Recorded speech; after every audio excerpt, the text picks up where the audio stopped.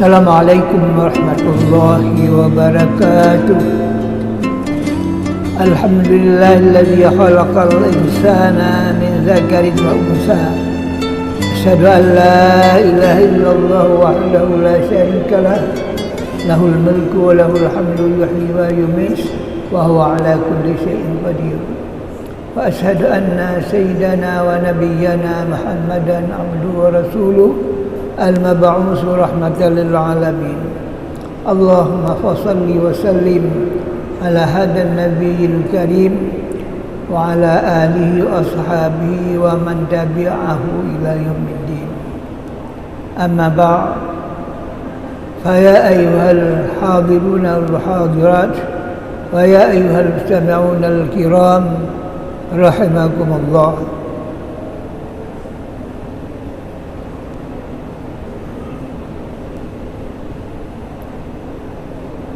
Hadirin hadirat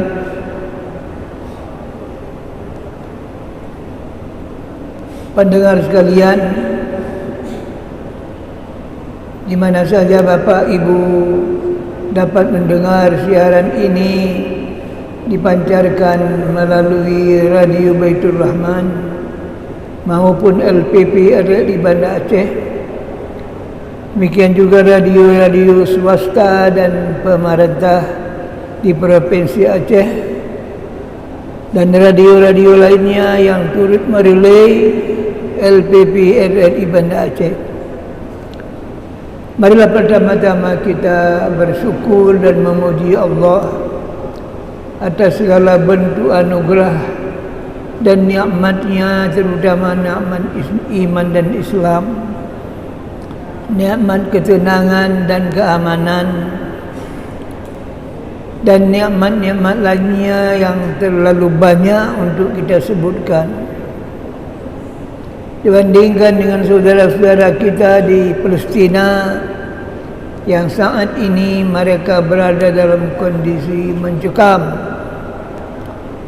Mereka keputusan makanan, keputusan air, keputusan obat-obatan, dengan gerakan daripada Zionisme, laknatillah, orang-orang Yahudi yang dibantu oleh orang-orang Amerika, Perancis, Inggris, Syu'ain, Sihyiniyin dan macam-macam pembantu yang lain dari Eropah yang membuat orang-orang Palestina berada dalam keadaan melarat dan sengsara, terutama mereka secara sengaja mengebom apa yang namanya, yang menurut perjanjian WHO, perjanjian PBB United,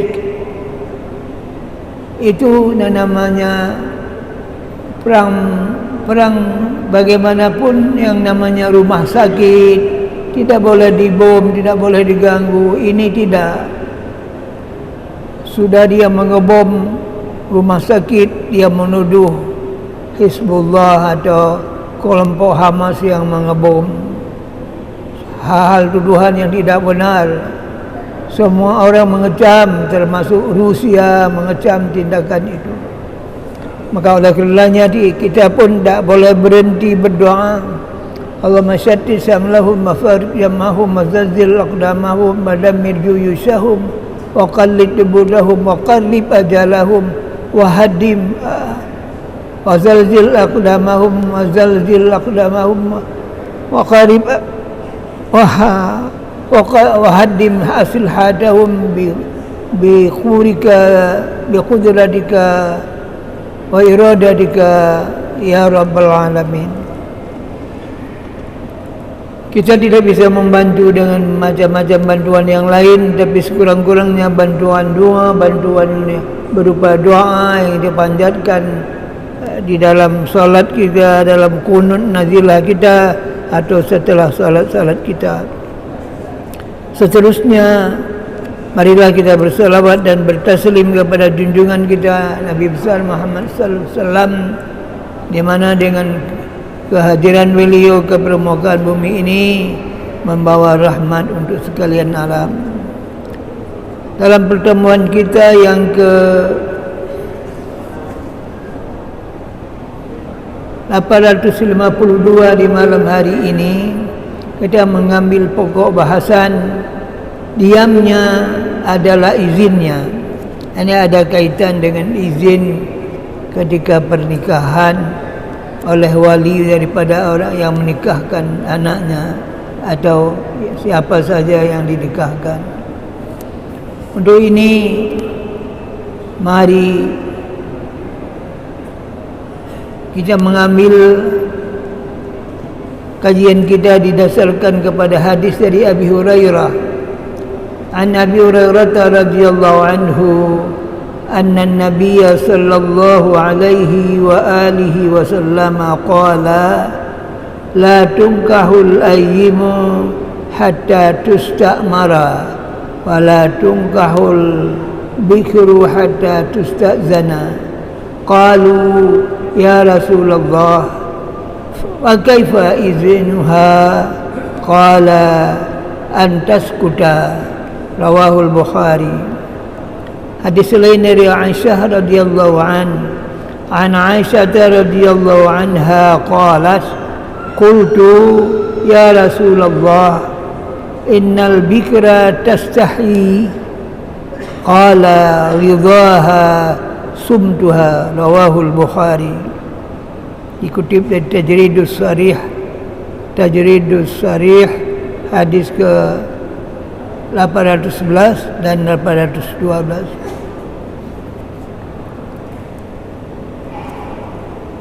Hadis 811 terjemahannya dari Abi Hurairah radhiyallahu anhu bahwasanya Nabi sallallahu alaihi wasallam bersabda, janda tidaklah dinikahkan kecuali dengan dimusyawarahkan dahulu, dan gadis itu tidaklah dinikahkan kecuali dia dimintai izin untuk dinikahkannya. Para sahabat berkata, wahai Rasulullah, bagaimana izinnya? Beliau menjawab, izinnya gadis itu dengan diamnya. Hadis Aisyah radhiyallahu anha, Aisyah berkata, qultu, kataku, kata Aisyah, ya Rasulullah, innal bikra tastahi, sesungguhnya gadis-gadis itu besar rasa malunya. Qala, jawab Nabi, ridaha sumtuha, relanya itu adalah diamnya. Sedang jamaah yang dirahmati Allah, Bapak Ibu sekalian dan pendengar yang budiman, Allah menampakkan kebesarannya dengan mengatur sunnahnya, yaitu sunnah Allah dengan menciptakan pasangan-pasangan manusia dari jenisnya, yang dimulai daripada penciptaan Adam alaihi salam. Dari tulang rusuk Adam diciptakan Hawa, sehingga mereka menjadi pasangan yang tidak bisa dipisahkan. Demikian juga kita yang berada sekarang ini, cucu-cucu Adam atau Bani Adam, diciptakan Allah dengan berpasang-pasangan. Firman-Nya, wa min ayatihi an khalaqa lakum min anfusikum azwajan litaskunu ilaiha wa ja'ala bainakum mawaddatan wa rahmah inna fi dzalika laayatin liqaumin yatafakkarun. Ar-Rum surat 30 ayat ke-21. Dan di antara kebesaran Allah ialah dia Allah menciptakan pasangan-pasangan untukmu dan dari kalanganmu sendiri, dari jenismu sendiri, yaitu manusia, agar kamu cenderung dan merasa tentram kepadanya, dan Dia Allah menjadikan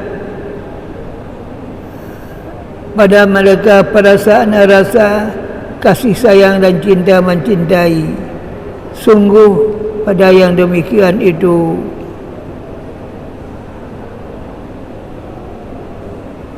la'allakum la ayatil lakum yatafakkarun, menjadi tanda kebesaran Allah bagi kaum-kaum atau orang-orang yang mau berfikir tentang ciptaan Allah itu. Bapak Ibu sekalian, sidang jamaah yang dirahmati Allah dan pendengar sekalian, pasangan-pasangan itu haruslah diikat oleh aturan-aturan syariat atau aturan-aturan agama dengan jalan adanya semacam akad atau diberi nama dengan akad nikah, supaya hubungan manusia atau ada anak manusia itu menjadi benar, menjadi betul, menjadi sesuatu yang disukai oleh Allah Subhanahu wa taala dan disukai oleh nabinya. Maka agama mengatur supaya hubungan antara manusia, pria dan wanita yang dijodohkan itu harus melalui suatu proses yang namanya proses pernikahan. Untuk apa? Supaya keturunan mereka menjadi bersih, menjadi suci dan berkelanjutan. Bapak Ibu sekalian, sidang jamaah yang dirahmati Allah, maka Allah membantu makhluknya nama manusia untuk memilih pasangan-pasangan dari kalangannya sendiri, yaitu kalangan wanita yang sesuai dengan hasrat dan keinginan mereka. Masing-masing dapat memilih pasangannya yang disukai melalui ta'aruf, lalu menuju kepada khitbah dan diteruskan dengan namanya pernikahan. Allah menuntun hambanya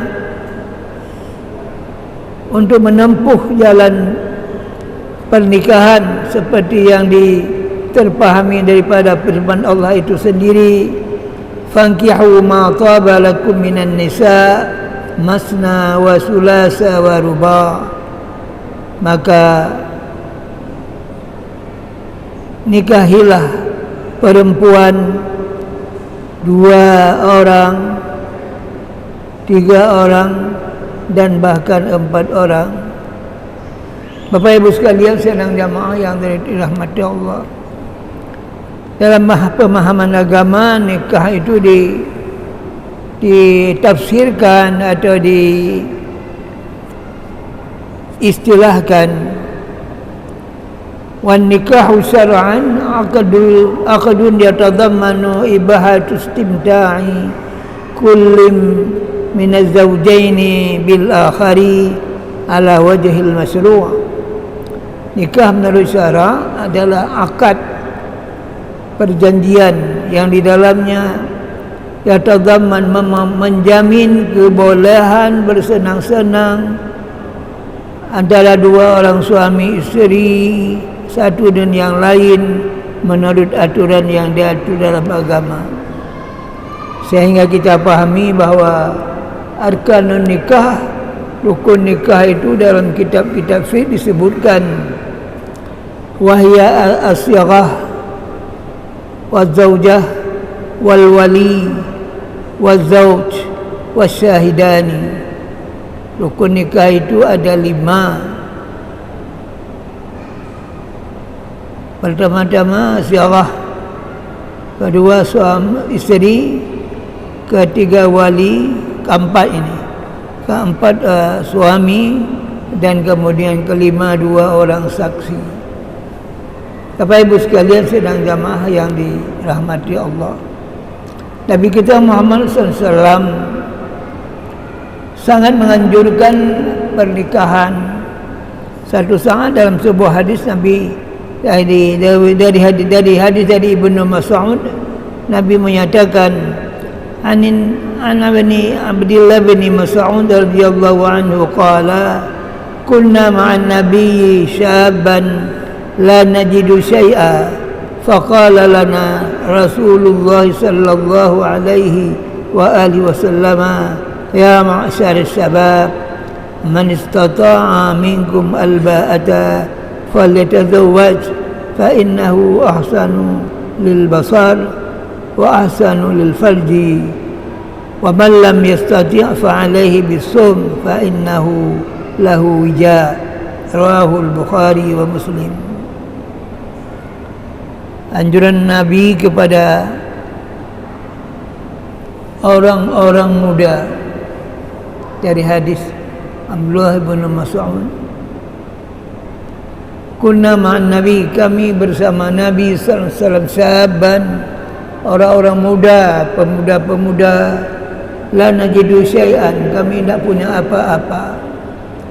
Faqala lana Rasulullah mengatakan kepada kami, ya ma'syar syabab, hai orang-orang muda, man istata'a minkum alba'ah, barang siapa di antara kalian sudah ada kemampuan alba'ah untuk kawin, untuk menggauli wanita-wanita tertentu secara sah, falyatazawwaj, maka kawinilah, maka bernikahlah kamu.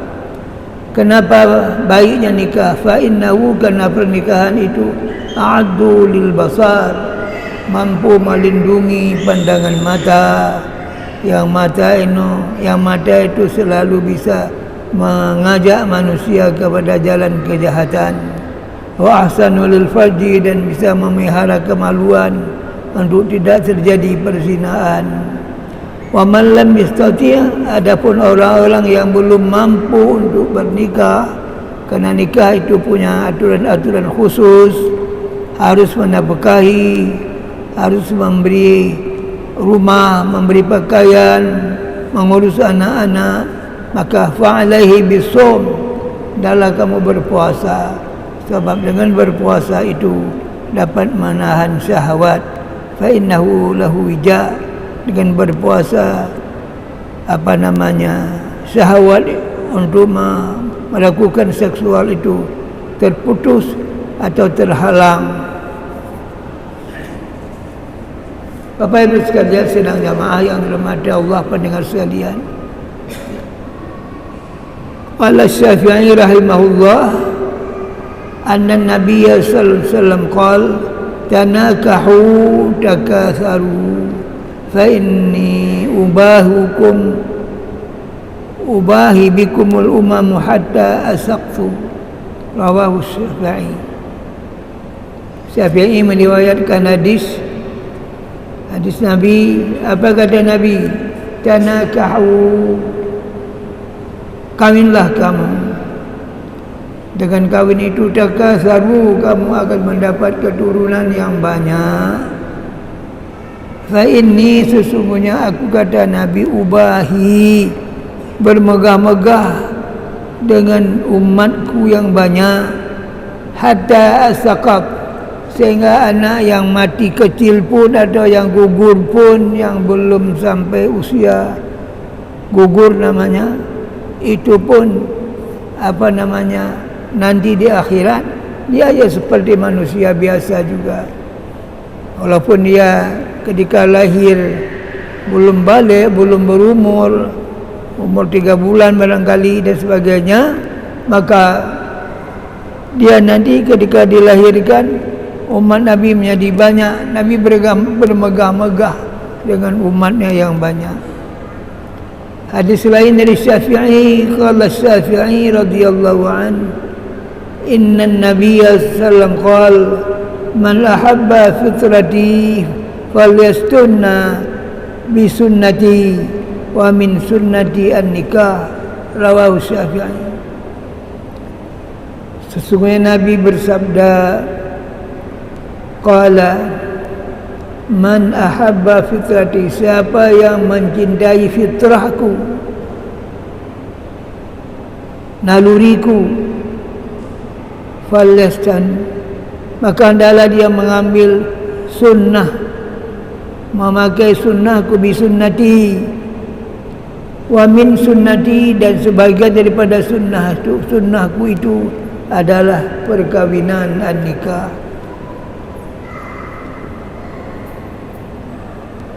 Hadis yang lain diriwayatkan oleh Ibnu Umar, an Ibnu Umar radhiyallahu anhuma anna Rasulullah sallallahu alaihi wasallam qala ad-dunya mata'un wa khairu mata'iha al-mar'atu salihah. Nabi bersabda, dunia ini harta benda, kesenangan, wa khairu mata'iha, dan sebaik-baik mata benda dunia ini al-mar'atu salihah, wanita yang salih yang menjadi jodoh. Hadis riwayat Muslim. Bapak Ibu sekalian sedang jamaah yang dirahmati Allah, bicara kita sekarang tentang kedudukan wali. Hadis yang kita pelajari ini lebih memfokuskan bahasanya tentang kedudukan wali. Walilah yang lebih berperan dalam pelaksanaan nikah itu. Hadis yang baru kita baca itu menyebutkan hadis dari Ibnu Mas'ud radhiyallahu an, anna Nabiy sallallahu alaihi wasallam qala la nikaha illa bi waliyyin wa shahidai adlin, rawahu al-Baihaqi wa Daraqutni. Hadis dari Ibnu Mas'ud, Nabi bersabda, tidak sah nikah kecuali dengan adanya seorang wali dan 2 orang saksi. Itu jadi masalah utama ketika pernikahan terjadi. Sebab ketika syarah atau lafaz untuk dinikahkan itu dilakukan oleh wali, saya nikahkan kepadamu anakku yang bernama Zainab umpamanya, untukmu dengan mahar sekian, aku terima nikahnya. Sebenarnya jawaban itu sudah cukup, tidak usah panjang pun boleh. Qabiltu nikah, aku terima nikahnya, dah selesai. Ya, kadang-kadang dalam kondisi tertentu orang harus menulis atau membaca supaya tidak terlalu lama, tidak terlalu repot untuk mengingatnya. Jadi kalau ada hal-hal yang lebih mudah, untuk apa dipersukar masalahnya? Kalau dilihat dari segi fiqh, syarah itu adanya ijab dari wali, saya nikahkan, atau kalau walinya umpamanya bukan wali mujbir, bukan wali ijbar, bisa juga wali itu wali ikhtiar. Yang wali mujbir itu wali yang namanya ada hak memaksa.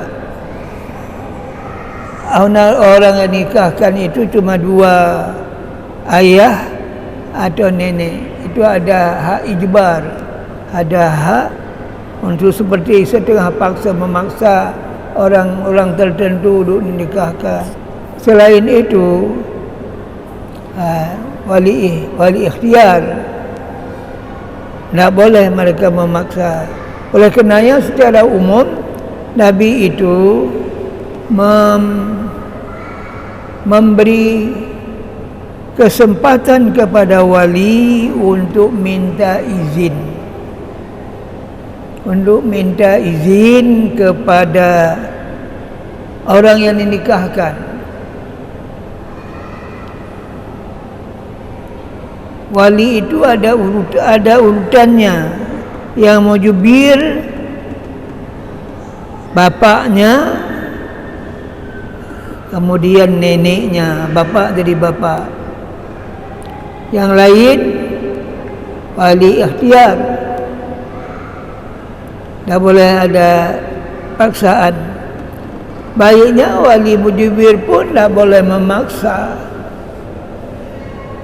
Sebab kehidupan keluarga ini harus dengan sukarela, jangan ada paksaan. Oleh karenanya Nabi menekankan pada wali untuk minta izin. Cara minta izinnya agak beda, adalah apa yang namanya bikir, gadis yang belum pernah kahwin, dengan sayyib, wanita yang sudah pernah kahwin. Untuk wanita yang sayyib, yang sudah pernah nikah, umpamanya meninggal suami, atau dia tertalak, atau dia pernah jatuh dalam perzinahan, atau dia sekarang pelecehan seksual secara paksa, dia disetubuhi dan sebagainya, itu juga namanya saib. Itu yang macam-macam kejadian seperti itu, seperti paksa nikah, paksa digauli oleh orang tertentu. Kadang-kadang Masya Allah, seorang gadis digauli oleh beberapa orang anak-anak muda yang kadang-kadang masih ada kaitan hubungan keluarga dengannya.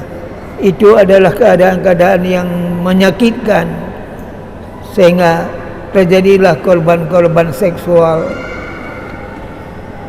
Untuk yang namanya orang yang sudah pernah kawin, yang namanya janda, maka kata Nabi, dia dinikahi hatta tustamar, minta dimusyawarahkan, duduk, rundingkan, musyawarahkan, sehingga dia benar-benar memahami bahwa dirinya akan dinikahkan dengan orang-orang tertentu yang dia telah paham orangnya.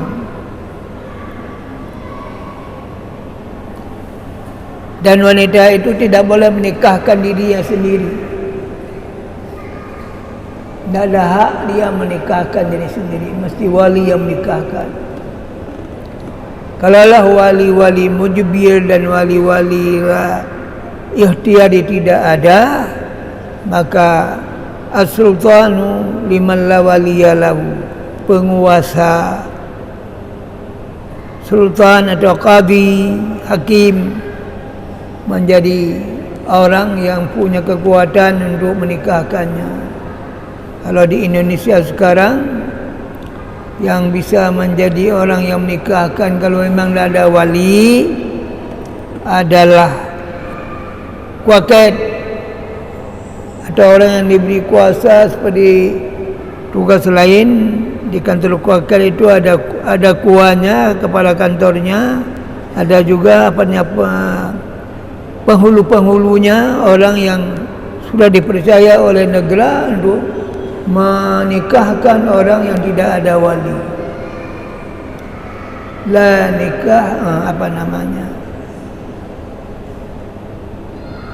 kalau tidak ada wali, itu sultan, penguasa, orang-orang tertentu yang diberi wewenang oleh negara untuk menikahkan, menggantikan kedudukan wali. Bapak Ibu sekalian, kita memahami bahwa kedudukan wali begitu penting. Kedudukan saksi begitu penting. Sebab wali itu harus memiliki syarat-syarat yang baik. Dia harus adil. Orangnya tidak boleh fasik. Orangnya orang yang taat. Oleh karenanya ada wali yang merasa dirinya dia dalam keadaan bergelimang dengan dosa, maka dia menyerahkan urusan perwaliannya kepada hakim atau kepada pejabat yang diberi kuasa oleh negara untuk menikahkannya. Tidak boleh main-main. Oleh karenanya jadi penting dalam perkawinan ini tidak boleh ada paksaan. Sehingga karena orang-orang perempuan itu kadang-kadang besar malunya untuk memberi pernyataan ya atau tidak, maka dia diam dirinya itu adalah bahagian daripada izinnya, diartikan dengan izinnya oleh Nabi. Sehingga Aisyah bertanya kepada Nabi, ya Rasulullah, wanita-wanita itu kan malu, gadis-gadis itu kan ada besar malunya. Kata Nabi, izinnya itu diamnya, karena dia besar malunya. Akan tetapi mungkin kondisi sekarang agak berbeda, karena dengan alat-alat komunikasi yang canggih, pria wanita itu bisa melakukan kontak, bisa melakukan hubungan. Maka bahasa kasarnya berpacaran. Agama tidak mengizinkan berpacaran sebenarnya. Karena itu bisa berdua-duaan, bisa mereka berbuat mesum dan sebagainya.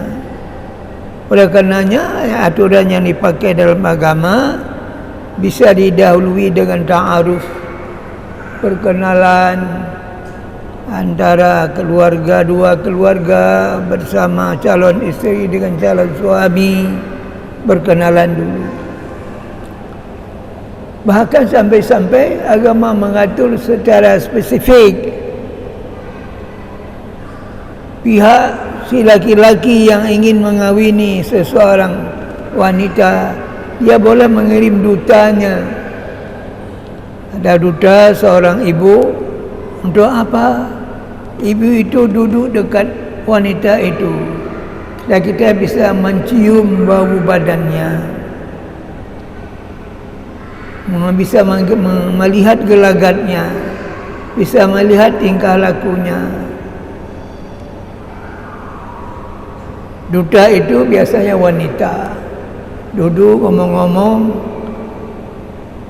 Ibu sebagai duta yang dikirim itu, dia duduk dekat gadis, melihat wajahnya, melihat kondisinya. Mungkin dia menciumnya supaya dia bisa memahami bau badannya dan sebagainya.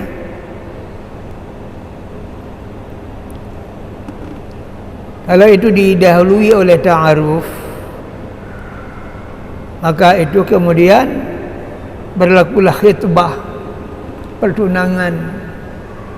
Memang untuk sekarang ada juga orang yang memotong itu ta'aruf, tidak ada khitbahnya, semuanya ditetapkan maharnya berapa, nikahnya kapan, lalu terus ke nikah. Tapi baiknya khitbah itu perlu, itu masa masing-masing pihak menilai pihak lain.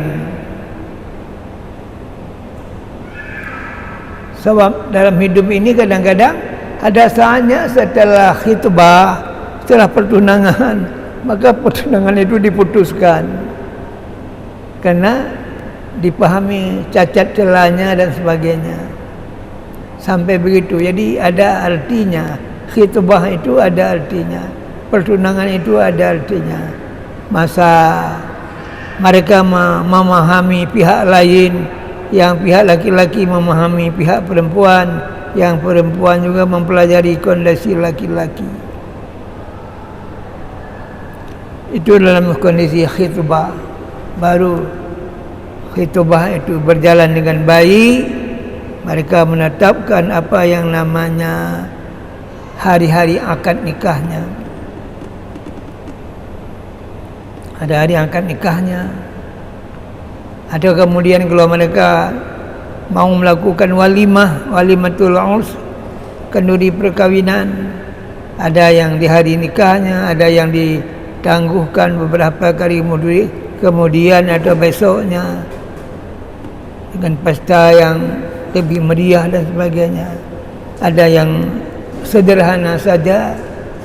Ada orang yang hari nikah itu bawa nasi kotak kira-kira untuk pelayat-pelayat yang ikut menyaksikan itu dibagi makanan dan sebagainya.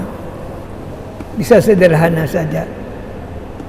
Bapak Ibu sekalian, kita memahami bahwa Allah menurunkan pada hamba-hambanya sifat kasih sayang, sifat cinta mencintai. Seorang wanita mencintai seorang pria, kebalikannya seorang pria mencintai wanita. Untuk zaman sekarang ini bisa-bisa saja seorang wanita berani dia menyatakan kepada orang-orang tertentu yang dia cintai, abang mau mengawini saya, mau kawin dengan saya. Sampai ke tingkat itu ada untuk zaman sekarang ini. Dan ini lebih baik dibandingkan dengan mereka berpacaran. Mudah-mudahan kajian ini mengandung manfaat, memberikan manfaat kepada kita semua dengan kita memahami apa yang diajarkan oleh Nabi kepada kita akan mendatangkan manfaat kepada kita sekalian. Subhanakallahumma wa bihamdika asyhadu an la ilaha illa anta astaghfiruka wa atubu ilaika. Amiltu su'an aw zalamtu nafsi faghfir li fa innahu la yaghfiru dhunuba illa anta. Aqulu qawli hadha wa astaghfirullahal azim. Hadana Allah wa iyyakum ajma'in. Wassalamu alaikum warahmatullahi wabarakatuh.